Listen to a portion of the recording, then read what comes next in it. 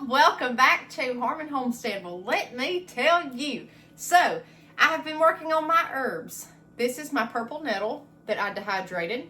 And I've showed you in the last video that. We talked about that in dandelions, rose petals, and violets. I showed you all of that. Today I've been working on white clover. We're going to do a video on that probably tomorrow. It'll be uploaded.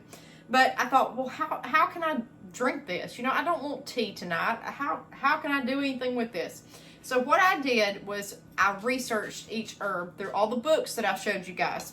And what I did was I made a little note of everything that the book said that it could be used for, such as purple nettle is rich in iron, calcium, potassium, magnesium, things like that. Treatment of, it'll help, so the books say, with possibly stress and anxiety related to the increased calcium content, stuff like that. So I said, let's incorporate this into how we eat, not just teas. So today, this is no one's recipe. I just come up with this on the fly. I am going to make a smoothie.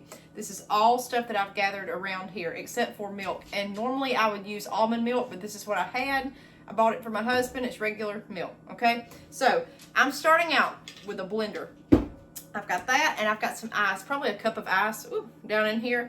And the main ingredient is going to be radishes and radish tops, the greens. So look at that. That's what I just picked out of my garden.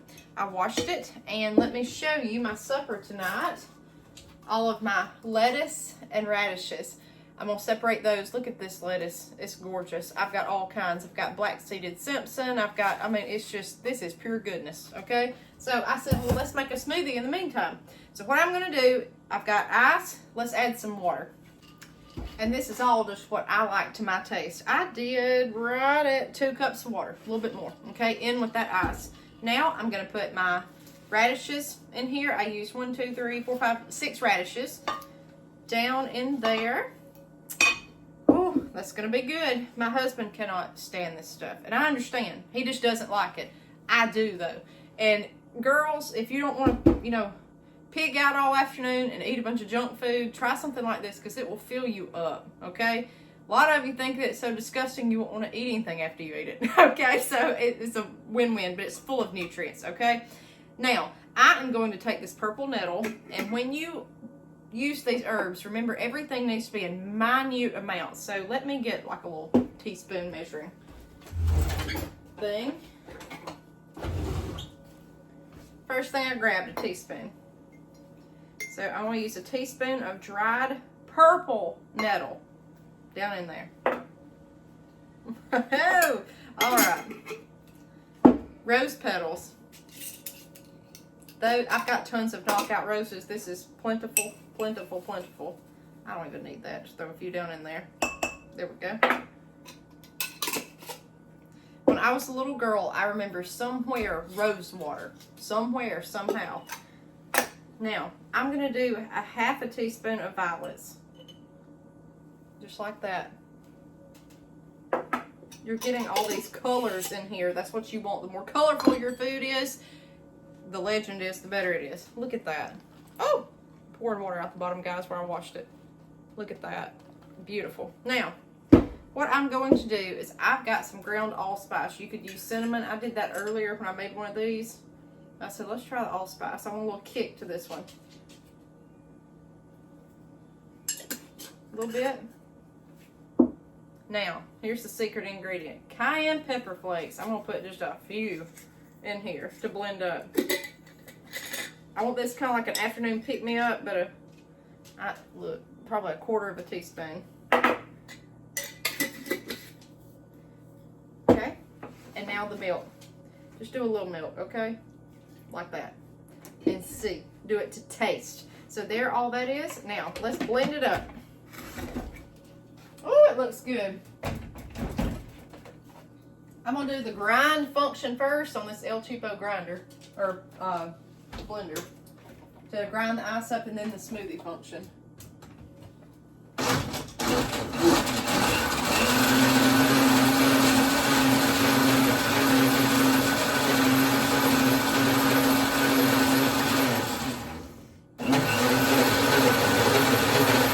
Takes no time.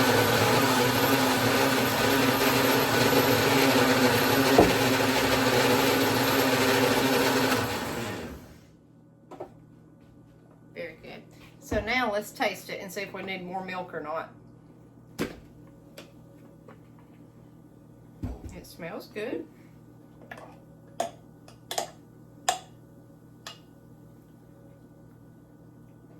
A little bit more milk.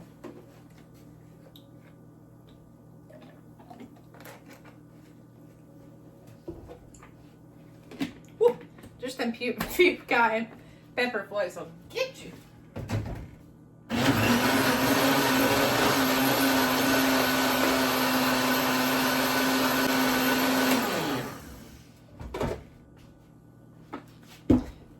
Bubba. All right, now let's put some ice in this glass.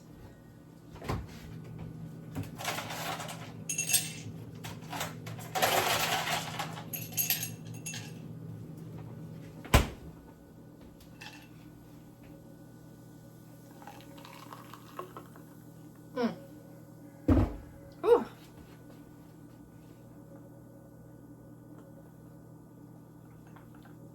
Very good.